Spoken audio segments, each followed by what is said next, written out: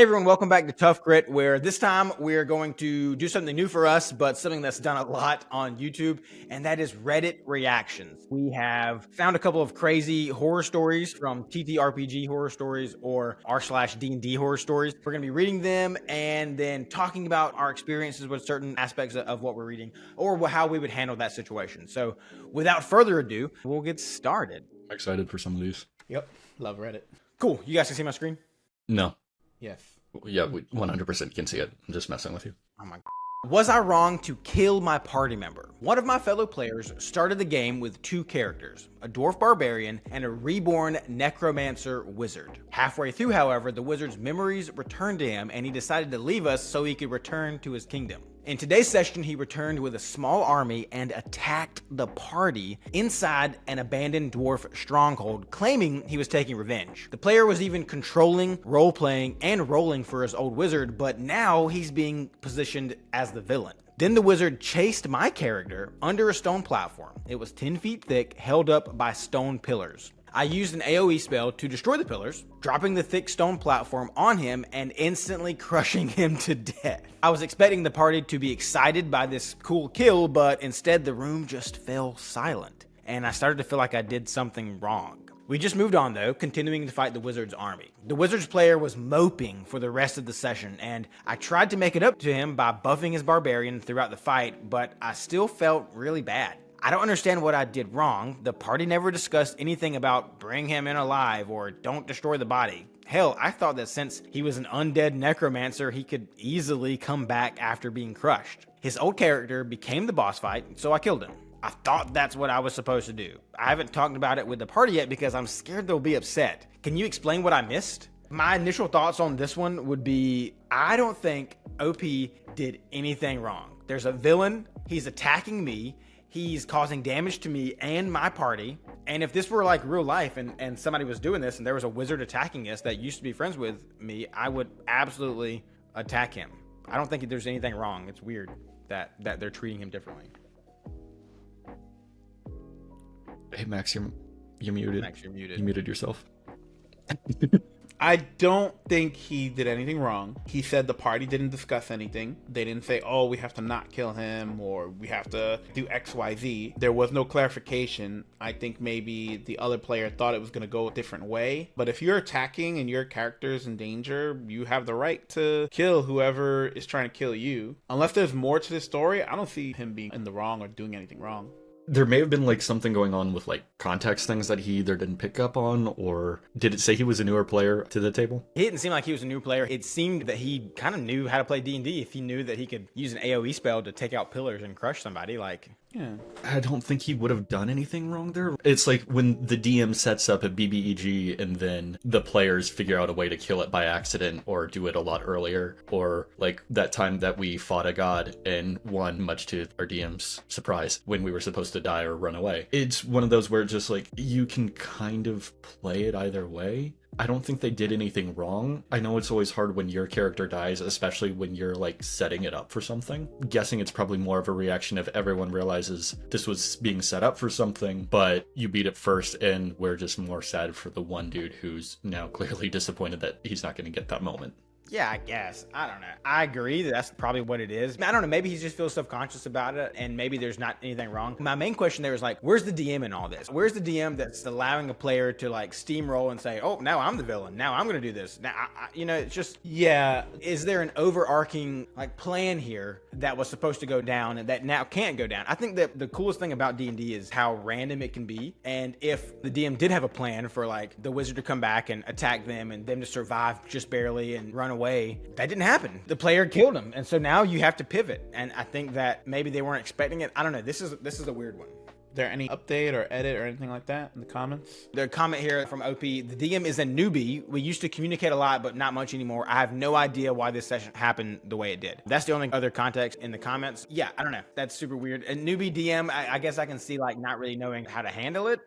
Yeah, I mean, I feel like he just kind of let it happen. A player having two characters is a little weird too. It's not unheard of, but it's definitely weird. Because normally, like, if you're having someone set up to be an antagonist and you want them to be an active player or the player and you've talked about that, then you kind of, like, set it up to that point and then the DM kind of takes over a little bit once it actually flips. and they start chasing you and doing the other things. Maybe it was like a co-DM thing, or they were acting as like assisting the DM and helping them learn if he's new. Yeah, maybe. I don't know. Maybe that is what it is, and maybe that could work in some kind of scenario. I don't really know if I would like it if I was a player at a table and another player was also co-DM. I've heard it, and I've heard it work well in some cases, especially when like it's assisting and helping someone learn to DM, but I don't know. But that's not what's stated here. I feel like this is just more a newbie DM trying something, might not work out, he might regret it later and learn from that mistake. I don't think this player did anything wrong. I think he's fine. I think he just feels a little self-conscious about his choice. That player who lost his wizard might feel a certain type of way. Like he thought he was going to get away with something cool, or he had a plan and it just didn't work out the way he thought it was. Let's switch over to the next one.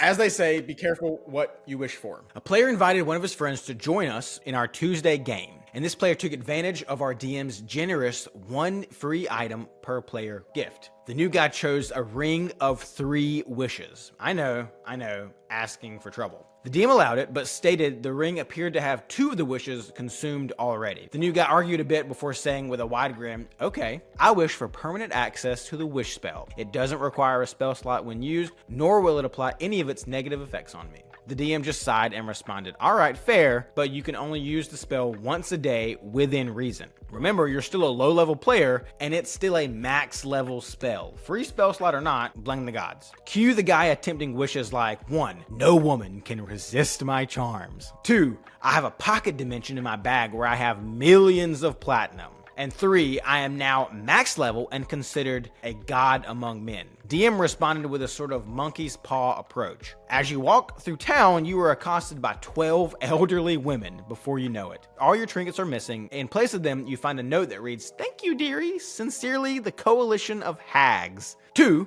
okay, the dimension exists in your bag. And 3, you find a temple that has seemingly been built overnight. Your face adorns the walls and windows. As you approach, robed men bow to you, all chanting, all hail max level. There are more examples, but these are my favorite. Eventually, push comes to shove, and he tries to wish the BBEG dead.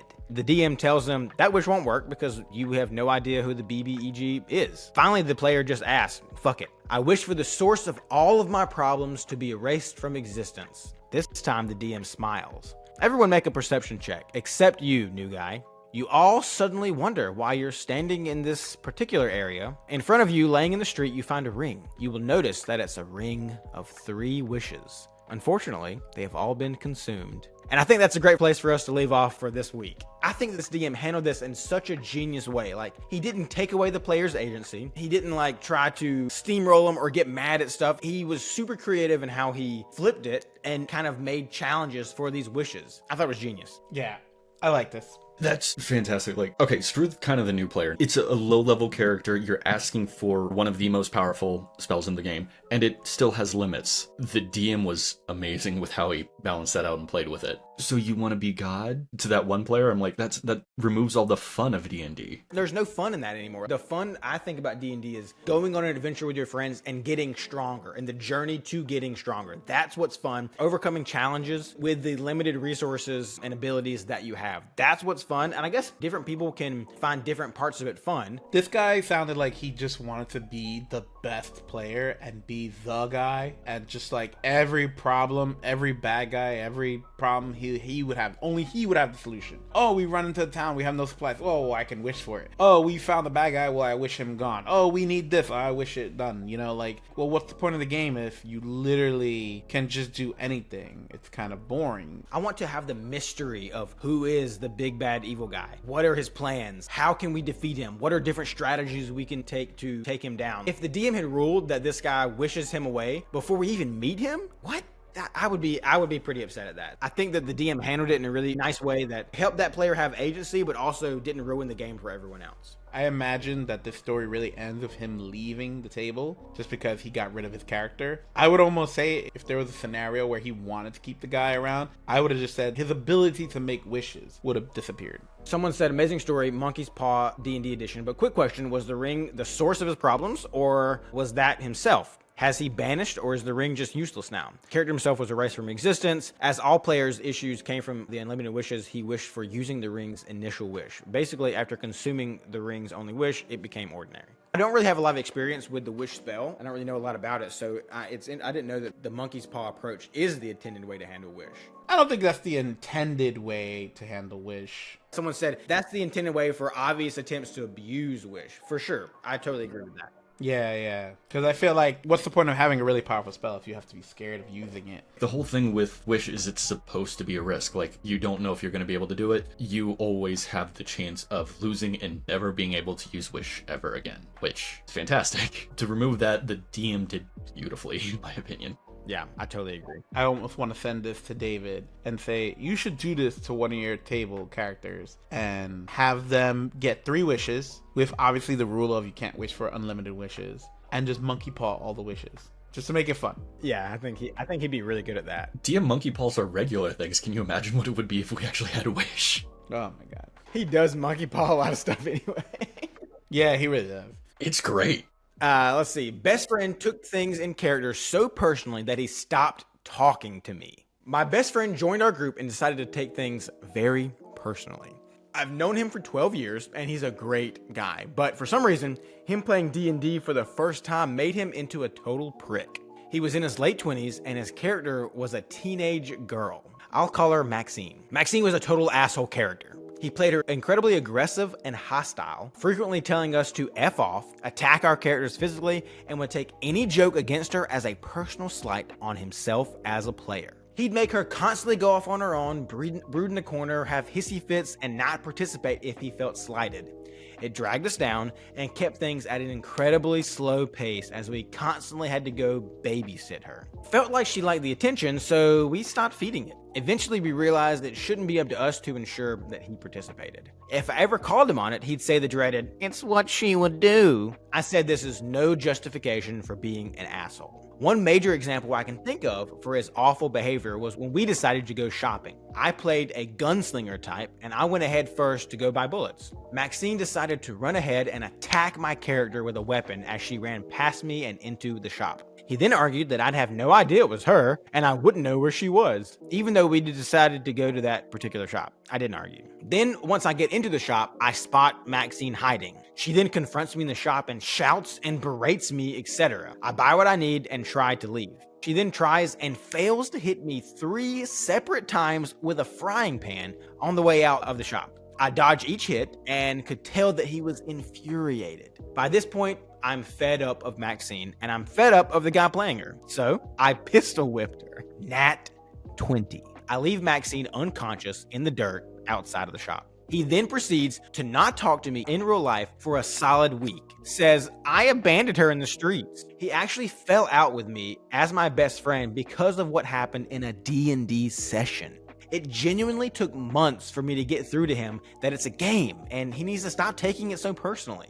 He eventually calmed down and he doesn't play D&D at all now. He admitted his depression was taking its toll on him and he used it as a vehicle for all of his negative feelings. We get on great now, but it was touch and go for the 3 years that we played that campaign. So I have something kind of a personal Take on this? to this story. So Max played a character you guys have probably heard us talk about before named L2R. I feel like Max and I are great friends, but his character L2R annoyed me so much. Sometimes the things she would do or the things she would say, and while my character didn't really like it and my character would react badly to it, I never took any offense to what Max as a person was doing to me. I knew that it was just a game, and if I ever did anything, I think there was maybe one time where I reacted or Blood reacted poorly to something, and I made sure, I think we made sure to exchange messages privately, like, you good, everybody's good, like make sure that we were on the same page with, To make sure we were still having fun, yeah. make sure we're having fun and make sure we respect each other in the game. And I think that is kind of what's lacking here. Not to mention that this guy, OP, he took the berating and the harassment and just the annoyingness of Maxine over and over and over again. But as soon as something bad happened to Maxine, it ruins a friendship. I don't know. This guy, it's nice that they're friends again and that he realized that I was maybe going through a depressive episode, but it did sound like he was a great friend for those 3 years. What do you guys think? Yeah, I agree. Back to what you're saying with L2R and Blood, our characters. I designed L2R to be a little obnoxious, right? Not that she wasn't helpful, because she was definitely helpful. Her character flaw was just, she didn't really know how to deal with people. So sometimes she would say really stupid things or obnoxious things. But in the end, she was still a party member. She wasn't trying to kill you guys. And even if she disliked one of you, it was still like, oh, I'm not just going to let this person die. We're a team. Otherwise, why would we travel together? So I feel like here, again, there's another case of a player who really kind of wants to make this game about himself and how his character can do all these things and nobody can see her because maybe she has high stealth or whatever. I understand that he might have been going through some things, but if that's the case, then he needs to communicate that, because if he doesn't see that he's causing other people discomfort and starting problems, he's going to add more to his problems, because now he's alienating his friend. I don't know if he's friends with the other people at the table, but I'm pretty sure him and the OP are friends, best friends. If he's not communicating this to her and just treating her a certain way and it's clearly annoying her, and then she retaliates and his reaction is like, oh, well, you're not a good friend because you retaliated me into a game, you need to communicate more. I'm sorry you're going through this episode, but like, you need to be able to communicate. Stop playing games and go get some help, go see a therapist, or talk to your friends. Yeah, get some therapy, talk to your friend. I think it really just comes down to respect at the end of the day. It's also, I think, a maturity thing. You can grow up and grow past that, but until you're forced to do it, and I understand depression and anxiety and the other ones because struggle with some of that. It's been issues in the past for similar things, but like, there's also a maturity level to it of being like, you just don't be a dick to everyone else. Everyone's here to have fun, not to babysit you or manage you. Yeah, and it's a game. Games are fun. Games are not a way that you can hurt other people. Games are not a way for you to be the best and no one else to be the best. At the end of the day, games are supposed to be fun for everyone involved, and D&D is no exception to that. So, kicked for ... having character flaws. So I'm not 100% sure this will count, but I'll write it anyway. It's been on my chest for over 4 years now, and I still ain't over it. Short version, a former DM unexpectedly kicked me out of their campaign based on assumptions and a refusal to work things out. Long version. So it was about 10 or so sessions into your run-of-the-mill 5e campaign. This DM was actually a pretty good one. No big mistakes in terms of rules, role-playing, or anything like that, except for one not so tiny detail. The further we got, the more odd man out I became. Every other character, we were like 6 in total, including me, got to be involved with the story. Their backstories became major plot points, their relationships with NPCs, and eventually each other, got a ton of focus, and a couple of them even received a bunch of goods and power-ups. The only time my character was relevant was when I actually aimed to be. Did I do my best to engage with the story? Oh, absolutely. I tried to do a bunch of bonding moments with anyone who my overall quite social character would reasonably engage with, and this paid off. As long as it was with the other party members, that is. Anything and anyone controlled by the DM never went anywhere, and the only times my backstory or story engagements came up was very minor compared to the others. Like 1 or 2 of them was present in a scene when everyone in the party had backstory NPCs present. Minor. Of course, there was a pretty obvious reason for this. The 2 most favored members of the group were in a relationship with the DM. But that's not the reason I'm writing this. The others were still nice folks and I did have fun, so the favoritism wasn't ever an actual problem until it started to affect me as the player. See, one of my character's main flaws was that she's very impulsive and doesn't stop to think when loved ones are in danger. Twice over, this led to dangerous moments, both involving the PCs played by the people in said relationship. The first one was when my character rushed in to save a captured party member from some cultists, which, yeah, that's fair. The captured character almost died, and I'll admit that was more my fault. I played off of a character flaw, but I did it pretty poorly.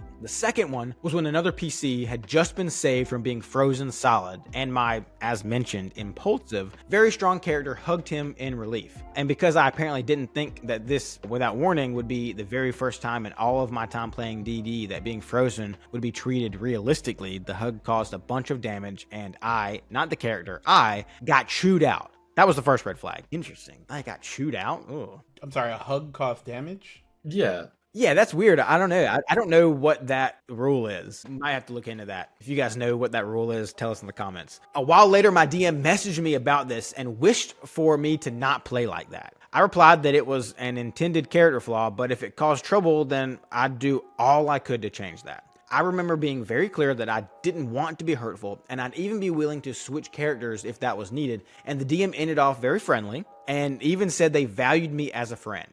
Around the same time, I had vented my frustrations regarding an entirely different campaign that I was a part of. In that case, one player was actively halting story progress. In a Discord server, both of us were a part of, and that's where the whole thing crashed and burned. The day after I'd been kicked from both games and the mutual server we were on, and my DM had blocked me on Discord. Good grief, that's crazy. Turns out that without ever bothering to confirm anything, they assumed I was talking crap about their campaign in my venting. Then the moderators of the mutual servers, both close friends of mine, and we've luckily moved past this since, messaged me to tell me the DM's grievances secondhand. Apparently, I'd been too reckless and ungrateful during the game, in addition to speaking ill about it behind their back. Again, the vent was for a wholly different campaign with wholly different issues. So after a long time of favoritism, bad communication, and eventually vilifying me, I was out, unable to clear things out since they blocked me, and still bearing a grudge years later. Again, they did have some legitimate points. Maybe my character flaws were too hurtful to the actual campaign. I'm not trying to deny that, nor am I saying that I deserve the spotlight more than anyone else.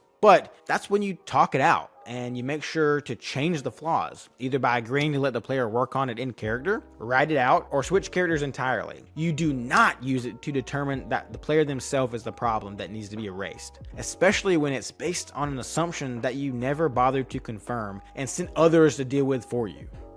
Jeez, this one's crazy. Yeah, what do you guys think? 10 or more sessions, so it's like 10 weeks, so let's say 3 months, 2 months. That's being very generous, but yeah. That's generous because, like, we get to play, like, every week because our DM is awesome, but that's not true for a lot of people. He also mentioned they were friends, but I wonder if it's just D&D friends or, like, friends in, real life. I feel like there's more to the story than OP might be leading on. I would like to hear more about what happened, but playing an impulsive character that might get your characters in trouble, I can understand the, oh, this is what my character would do kind of mentality of, like, oh, of course, my best friend's in danger. I'm going to run into there and I'm going to save them. But I also would take consideration that just because it's my flaw doesn't mean I always have to play into it if it causes problems. It sounded like OP was aware that her impulsivity was actually, I don't know if it's a he or she. I might be thinking about Maxine still. Yeah, I guess I assumed it was a she, but we don't know. The impulsivity of the character, if you're seeing that it's causing an issue, then I would tone it down. I would not play into it every session just because, oh, my character has this flaw, so they see something, they're just going to go do it. There were plenty of times where I saw opportunities to use my character flaw, but that would literally ruin the gameplay for somebody else or take away the spotlight from somebody else. And I'm like, well, then there's no need for me to do it here. I want other players to enjoy the game too.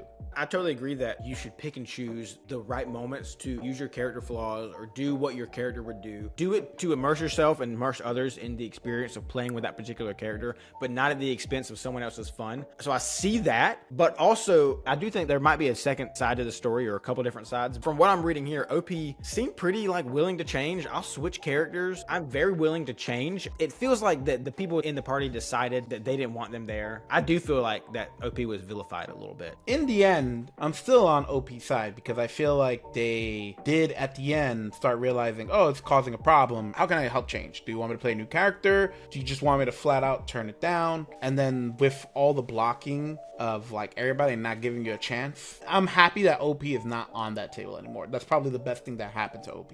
Not being on that table anymore where people just block you without hearing from you. And then there's two people on the table in a relationship with the DM. I'm like, no thanks. I want to give a little bit of credit to the DM because I understand working with a player who's leaning way too much into that annoying or what other people would see as annoying of being kind of impulsive, and it's reckless and it's difficult, so you try to teach them a lesson or go into them a little bit. So I can understand a little bit of the frustration initially, but blocking them immediately after reading a post, I understand you probably already frustrated, you tried to work it out and did that and they came up. But that's wild to just straight out block them from all that. In that case, you should definitely reach out to them, unless it's the exact same thing happening on a different table. Then I think that's indicative of OP being in the wrong. What they were saying in the Discord server was very, very similar to what was happening at their own table, which might be the case. How could you confuse two different grievances?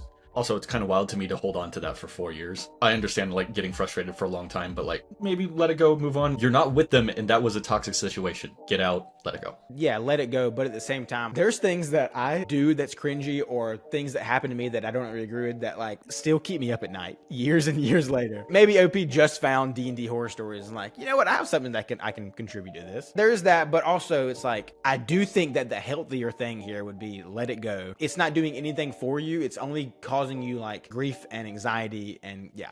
I get it if you think you're doing something cringy and that comes up later, because I do that all the time, and half the time after one of our games, I'm like, Oh, damn, I can't believe I said that or did that. This actually reminds me of something that happened in our game. It wasn't anything crazy, thankfully, but I took that moment. It made me be a better player afterwards. I can't remember where we were on the road to. It was right before the Red Forest where we had to fight Mira. There was a man in the road that was dying. And impulsively, I thought that he was dying. There was no saving him. He was dying. So like, I thought to take him out of his misery so he doesn't suffer, Blood drew an arrow back and shot him in the head. Because I was like, okay, he needs to be put out of his misery. He's suffering. That was very impulsive. And everyone was just, you know, taken aback that I just killed this man. I didn't think about the fact that we could have healed him. Thankfully, we revived him, we brought him back to life, and we got some information out of him. But after that, I like went to bed that night and I was like, man, why did I do that? That sucks. Why did I do that? That moment right there was like, I need to think a little bit more before I do something that impulsive, because it could affect everyone else, and that was just kind of shitty. If you play D&D long enough, you'll always have those days. I've had plenty of those days where I'm like, I could have done this and it would have completely changed the outcome of everything that happened. There was the thing with El casting a spell on Wolf, and that spell I could have done on 2 people instead of 1, and that would have changed so many things later on. So many encounters that could have been played differently. Yeah, you play D&D long enough, you'll always find it. But learning from them, I think, is the key here. I think that for this particular thing, based on what we read, I don't know if learning from them and changing would have made much of a difference. It's hard to really say. I don't want to say that, like, OP was, like, in the wrong for all of it. Like, definitely a little bit, but, like, for the end result, that's wild for them to be blocked out. I hope OP can get over this and move forward. And have, like, a much better table. Because, like, it sounds like they're really invested and really involved and want to have, like, a great game, so. Am I the asshole for wanting to quit a campaign early after ignoring, actually, guy ruined my big twist? Player is writing this. I'm just going to keep it short and sweet. Edit, I did not, in fact, keep it short and sweet. Also, sorry for all the parentheses, lol. I'd worked heavily with the DM, a close friend of mine, to craft a changeling rogue who actually used to work for the big bad of our campaign and was now on a quest for revenge. But all of that was meant to be a twist, as the other players thought I was just a quiet human rogue with a subclass in being a ranger. I wanted a pet birdie. That is until I made the mistake, or little hint, because the plan was that they eventually figure it out through mistakes I'd made in my backstory or a reaction to seeing my boss again, where I just tried to kill him no matter what the plan we make. Of saying something like, I actually practiced a little bit of magic in my long life. I only know a spell that can change my form for a minute, as an option to sneak past a guard and a bit of role-playing. Hey, he can't typically do that. Something fishy is going on. Suddenly, this one guy I'd never met before, but is apparently the most die-hard D&D encyclopedia at their table. It was like my second game with them. I'll admit, I'd only played a few times before with my friend and some of the people at the table, not the whole group. This was like my 4th time playing, first game of a new campaign for me, not them. Shouts out something like, "That's not on your character sheet, and you can't use magic, you're already multi-classing." And the DM directed him to address that in game, but he just wouldn't let it up. I did make the mistake of pushing when he finally took it to role-playing, honestly. I just wanted them to brush it off and let me shapeshift once in a while, but then he started being a bit rude about how I didn't understand the rules enough to be at the table, and I can't just do whatever I want. Eventually, I just let up and kind of inferiorly said, fine, my character reveals much earlier than he wanted to that he is a changeling and his name is not blank. He got real quiet, but didn't apologize, just said, okay, see, that makes sense, which got me so pissed off. Other people at the table played along and tried to make it an interesting scene, but we called the game off early because everyone was a bit high-strung. I don't want to keep playing that character anymore. He's fun and all, but without the twist, that was the big moment I was waiting for, and now it's just kind of ruined with no way of setting things back. And I don't really want to make a new character and rejoin with that guy, but he's been part of the table for like a year now and is the boyfriend of one of the players. My friend is telling me that things don't always go the way you want, and there will be more cool moments for my character if I come back and play, but I just don't want to anymore. Am I the asshole? Keep in mind, still somewhat new to the game. Don't rip me apart. If I am, I'll listen listen and concede if I'm wrong for this. I just don't know. My initial opinion is that the DM or OP should have gone to that well actually guy and said like, hey, chill. Or like, hey, let's have a sidebar real quick. Let's go to a sidebar if there's a way to do that discreetly without ruining your secret, and say like, hey, chill. You don't need to know everything, but like, this is part of the story. Just let it go. I understand like a rule lawyer wanting to follow the rules and everything else, but like it's the DM's game. They make the decision, and they're going to be like some home rule changes, some other things, and you have to understand that you don't know exactly what another character is doing or how they're playing. You can mention it or say something, and honestly, the DM, you're right, should have probably said something or guided it a little bit differently, or been like what I think our DM would say or do would be like, okay, roll to see if you would notice or know anything specifically about them that would cause them. And if the DM allows it, there's a reason the DM is allowing it. Sometimes it's a bad reason. I think David, our DM, would be like, wait, I'm sorry, who's the DM here? Like, I'm allowing it. If I'm allowing it, then I don't need you to tell me. He wouldn't be this aggressive about it, but like, he would just be like, chill. I think that this really was a moment for the DM to step in. If he wasn't going to sidebar and say, hey, chill, there's something that we're planning, then he could just say, I'm allowing it. That's end of the story. In the story, I'm allowing it. You don't need to know anything else. And I think he kind of tried to do that a little bit with the whole, like, talk about it in character, but he should have, I think, put his foot down more. Multiple things here. One, DM should have stepped in as soon as it became like an argument or like, oh, he can't do that. He can't do that. He can't do that. It should have been like, no, he can. You can roll. Like you said, you can roll to see if you see what's happening, if you see anything out of the ordinary. And if he rolls high enough, maybe you give him a hint that you notice that he is able to do this spell, but you didn't see him use any hand signal or verbal components or nothing like that. So it's odd, but it does work. Yeah, and then maybe make the DC super high for like that insight check. There would be no DC that would be like, oh, I know he's a changeling. Unless you prompted it. Like, oh, is he human? And then maybe you could have done a history check or religion check or something check saying that, oh, I know that there's a race of people that can shapeshift and maybe he's a shapeshifter. Sure, something like that. Or maybe your campaign involves shapeshifting and that's like, you're curious about it. Not just you would discover it. There's definitely ways around it. It seems like it really wasn't handled in the best way, but I think that we can all agree that we don't really like actually guys. I feel like that's me sometimes. I have the actually deep in my soul, so I try to keep him shut up and silent, but I understand how annoying he is. When I first joined the campaign, and even now, you guys know, I don't really know everything about the game. I love it, but like I try to do things that aren't really within the rules or even possible to do. I trust you guys to be like, actually, you can't really do that. You guys don't do it in an annoying way. There's a right way to do it and there's a wrong way to do it. There's the player-to-player friendly way, and then there's the, no, you can't do this.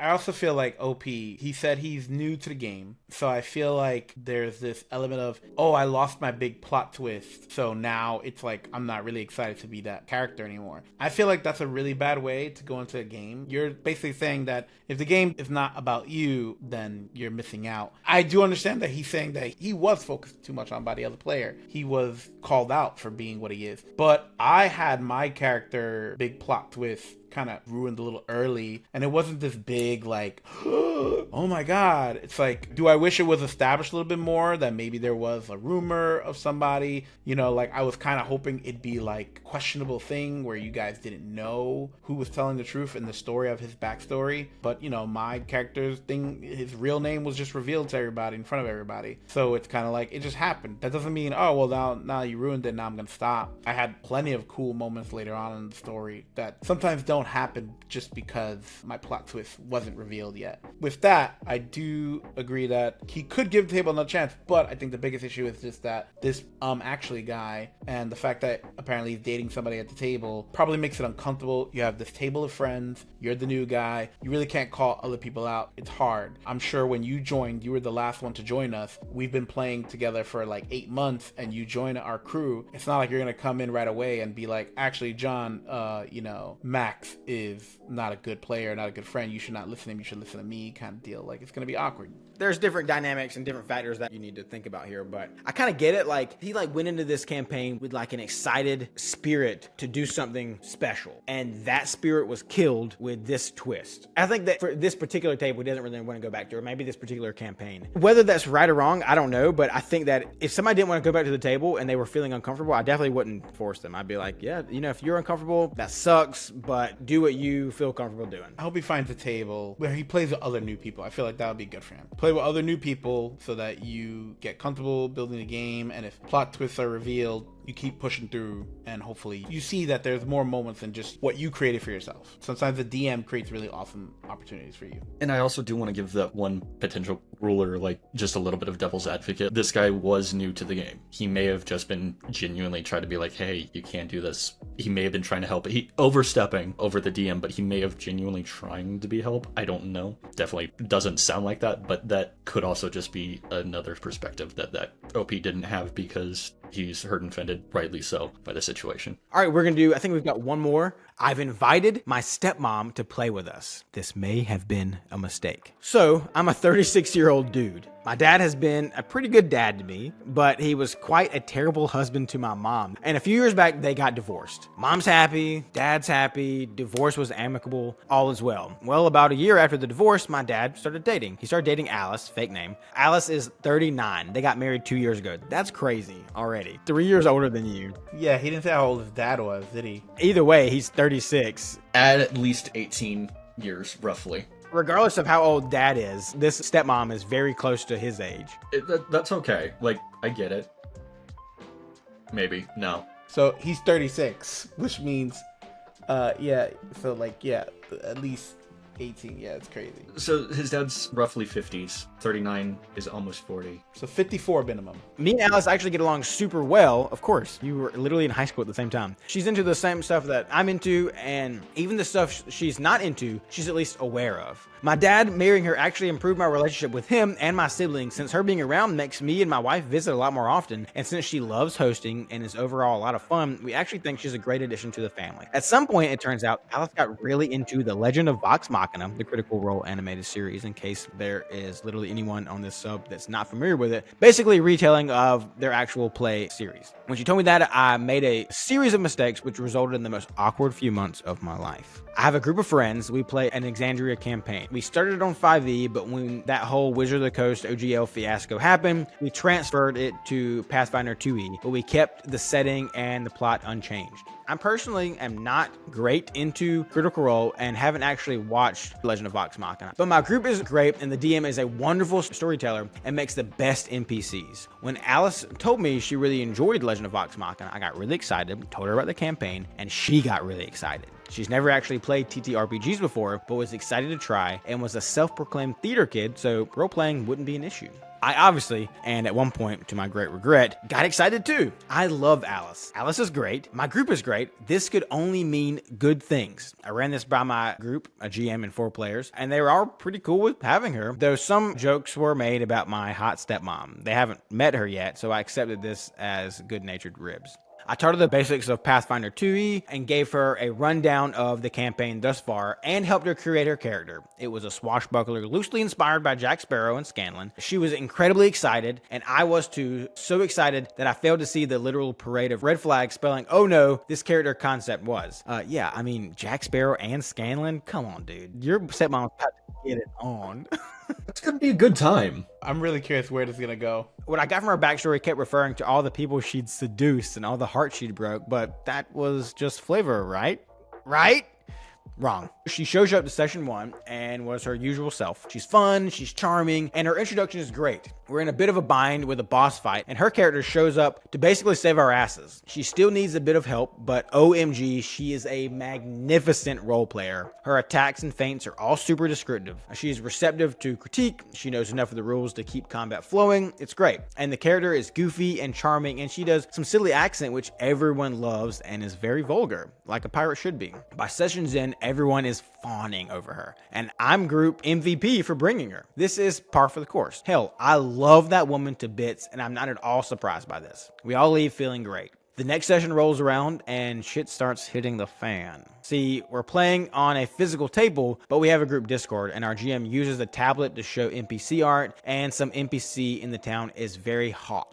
Alice begins flirting with the NPC, and I think this is just, you know, she's playing a charming character. She's being charming, except it keeps getting more serious and worse. Now, my entire party is deeply invested in Alice's character's love life. Entire sessions are wasted on her going on dates with this NPC and buying clothes in preparations for said dates and helping him resolve some side quests the GM clearly wrote purely to have the NPC get more screen time. I am in hell. By this point, I've spent like 3 sessions listening to my stepmom flirting with my GM. I wish the ground would swallow me whole. When we finally leave that town and reach the next one, I think things finally might turn around, but no, she remains incredibly flirty. Made no commitment to that guy. I am still sitting there listening to her flirt with this guy, the GM, though now he's doing a different accent. I regret inviting her. I want to die. And the party's loving it. I don't know if it's because she's the only woman at the table and they were mostly single guys and her character flirted with their PCs too, but her presence just shifted the entire campaign in a way that made it super awkward for me, but it got worse. We're having a campfire talk and her character opened up about some trauma in her backstory, and my character, a cleric of the Raven Queen, talks to her about loss, mourning, accepting death, all that good stuff since I'm playing him as insightful. And Alice, bless her heart, is acting her heart out. She looks me in the eye. There's tears forming in her eyes. She's having a character moment, an important one. But me? I'm suddenly sick to my stomach because I realize what she's doing. She's flirting with my character. I'm now sitting here looking at my friggin' stepmom in the eye, and I'm having to play out a scene of romantic tension with her. And this isn't flirting, mind you. I see the plot hook she's dangling. She talks about how surface level her connections to other people always are, but she seeks something deep, yada yada. I see what this is foreshadowing for. She wants to ship our characters. And it's the worst because remember, the other members of my group are strangers to her. So there's still some reservation, but with me, we're friends, we're family. She lets herself go all out. She puts a hand on my knee. She looks me in the eye. For a moment, I worry she's going to literally go in for a kiss, but she didn't, thank God. Everyone thinks this scene is freaking spectacular, and the session ends on a high note. Not for me. I am deeply uncomfortable. I've now spent half an hour awkwardly flirting with my stepmom. This is gross. This is possibly the most awkward I've ever been in my entire life. The only bright side is that this was a breaking point for me, and things got better afterwards. Alice drives me home, and on the way, she notices I'm kind of off, so she asks what's up, and I tell her. She is now the reddest I've ever seen, and she's super apologetic. She's covering her face and won't look at me. She explains that she just thought that's what TTRPGs was, since this was what they did on the show, and the flirting and the dating were just kind of part of it, like theater, and she's so sorry for making me uncomfortable. I'll make it clear, she wasn't being aggressive or overly sexual or anything. It was just kind of an uncomfortable situation for me. I apologize for maybe not making things clear and not stopping the scene when I felt it was inappropriate, and we decided to talk it out with the group over Discord and explain the situation. We do so the next day, and everyone's pretty cool about it. They are pretty chill dudes overall. We established that Alice and her character are no longer to flirt with me, and maybe turn down the flirting overall, and she does. Things improve a lot after that, and she's still playing with us to this day. Alice is genuinely a wonderful person, and I love her, but she's also my stepmother. And for those horrible, awkward 30 minutes, she was trying to flirt with me, and I will never let her live it down. And thankfully, we can laugh about it now. Like sometimes she'll ask for the salt, and I'll go, do you need salt, or do you need a real, deep connection? Yeah, geez. I think that the only thing that I would say that really went wrong here, and that I think the OP was in the wrong. He should have stopped it. Like, there's times where you guys have thought that I was flirting with L2R, and I immediately was like, no, I'm not. I'm not doing that at all. He has the power to say, I'm not flirting with you, and to shut it down. I think in that case, everybody knew you weren't flirting. Everybody was just messing with blood. Yeah, no, at that point, it's just like, aw. L2R also knew you weren't flirting. L2R just played. Like with the whole ring fiasco, L2R obviously knew what everybody was making fun of and was like, oh my god, I'm gonna play along with it. It was never like we actively thought you were flirting with her. It was just amazing anyway. Either way, he still could have stopped it. He could have said, I don't know what you're doing. I'm not interested. Or I'm tired. I'm going to go to bed. This is really just a case of like, it's awkward because your stepmom is around your age. So you probably do see her like a friend, not a mom, you know? You probably see her as like, oh, this is my buddy. And when you go to play D&D, sometimes those awkward moments happen. Though here, the stepmom looks like she really like turned it up a notch with the flirting and all that. Yeah, there were some fishy things. I personally think that she got called out on it in the car, and then she turned red and she was embarrassed. A lot of times in D&D, people use it as therapy because they're able to do things that they normally wouldn't be able to do. And like, as a married woman, she is like getting the opportunity to flirt with people and like go on dates. That's weird. That's weird. It's great that the table liked it, but she's like using whole sessions to plan out what she's gonna wear and go on a date with an NPC. That is one, very lame. I want to fight stuff and I want to do magic stuff. I don't want to hear about a freaking date. This isn't a dating show. I'm gonna disagree a little bit. So D&D and TTRPGs in general, like this is Pathfinder. Everyone's going to approach it a little bit differently, and sometimes, like, yeah, the romance connections are fun and it's fun to play out and also watch and support, because then you can kind of either egg it on or all the other things, and it's a great thing. And this table sounds actually really great as far as like setting things up and making like an available one, and especially to someone who's new to it, who doesn't really know like the things that OP and like a lot of other people know, like more for like some of the boundary things and other ones, but they're more like, this is what I saw, so this is what I'm doing, and it's fun. I kind of support that. I think it's really cool and like a good tame. It's just kind of awkward that she's the stepmom flirting with him. And like when you're really in character, sometimes you're not even thinking about that. You're not even thinking about, oh, I'm talking to this person and this is my real world relationship with them, and that's just weird. Versus like, I'm this character. It's like when you're actually doing a show on stage or in theater. I don't know if either of you have done it, but you kind of really sometimes get into those roles. Same thing for me. Like, I think romance in D&D is actually really funny. If you're trying to make it like the super serious thing, like a drama, I feel like that's maybe not the case, especially if you're at a table where like, you like action. I love action, but I don't want to spend 3 hours on like a romance conversation in a game where other people are part of. On our Saturday table, there is romance between two characters. The DM and one of the players role play it out. And sometimes it'll take like maybe 30 minutes and all that, but it's entertaining because usually it's funny. Two characters who are very awkward for each other. So it's like, that's fun. But I get where you're coming from. I feel like romance done correctly is always good. Here, the biggest thing was it's a stepmom. Even if it's not romancing him and romancing other players, it's still your mom. You don't really want to hear like your stepmom talking to another guy and flirting with them and all that for multiple sessions or multiple hours or multiple people at the same time. It just feel like it's a lot. From her point of view, it's probably fine. I think there's a lot of people at home that are like, I would love to flirt with my stepmom, but that is the wrong approach. That's the wrong way to think. You are wrong. You're in the wrong subreddit. Editor, take that out. Can you redact that just a little bit? No, I don't think I will. I wish that there was an update. Maybe there is. Did OP tell his dad? It's all about the table stuff. Somebody needs to tell dad. Your wife touched my leg. That would have been a hilarious conversation to have later. I'm imagining she probably said it and be like, oh my god, I'm so embarrassed with like what happened earlier kind of thing. Especially if they're still making jokes about it and he's not letting her live it down. Like that conversation had to come up. Honestly, it's kind of just a hilarious situation to find yourself in. Like, oh my god. Especially anyone else at that table, just seeing that flirting happening real time and just probably snickering in the background, seeing him be uncomfortable. Cool. All right. Well, guys, that's all we have for you today. I think this was a lot of fun, and I think that we'll definitely have to queue up some more of these and talk about them. If you have any other opinions about what we've talked about today, let us know in the comments. Don't forget to like and subscribe, and we'll see you next time. Also, if you have any horror stories, let us know, because we can talk about some of those, because that could be fun. If you have any horror stories, we'll talk about them in the next time we do one of these. That'd be good. See ya.